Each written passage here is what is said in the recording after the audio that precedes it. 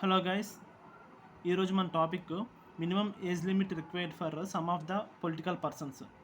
చూడండి, మనకి ఎగ్జామ్లో చాలా వరకు అడుగుతుంటారు. Minimum age limit for president, minimum age limit for prime minister, ఈ విధమైన క్వశ్చన్లు అడుగుతూ ఉంటారు. మనం కన్ఫ్యూజ్ అవుతుంటాం. ఈ వీడియోలో మనకి అది క్లియర్ అవుద్ది. ముందుగా సెంట్రల్ గవర్నమెంట్ ఈ పక్కన ఉంది, స్టేట్ గవర్నమెంట్ ఈ పక్కన ఉంది. చూడండి, సెంట్రల్ గవర్నమెంట్లోని మనకు ప్రెసిడెంట్ ఎలాగో స్టేట్ గవర్నమెంట్లో గవర్నర్ అలాగా. ఓకేనా. Central గవర్నమెంట్లోని Rajya Sabha means upper house, state గవర్నమెంట్లోని upper house legislative council, central గవర్నమెంట్లోని lower house Lok Sabha, state government lower house legislative assembly.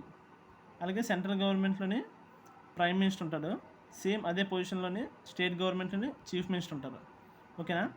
So minimum age limit required for the president is 35 years. ఇక్కడ governor కూడా 35 years కావాలి. Vice president కూడా 35 years ఉండాలి.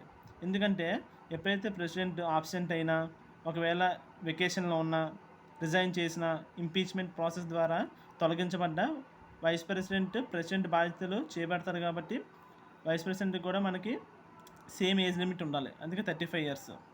ఓకేనా.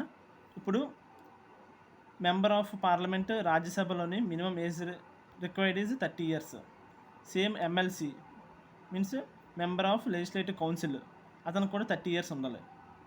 ఇంకా Lok Sabha మెంబర్కి 25 years ఉండాలి. And legislative assembly యొక్క member ఎమ్మెల్యేకి 25 years ఉండాలి. ఓకేనా.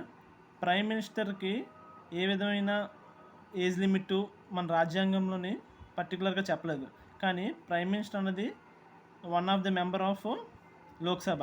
అందుకని లోక్సభకి మెంబర్కి ఏ విధమైన ఏజ్ లిమిట్ ఉంటుందో అదే ఏజ్ లిమిట్ ప్రైమ్ మినిస్టర్కి ఉంటుంది, అందుకే 25 years.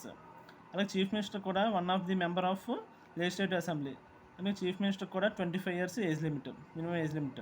So okay.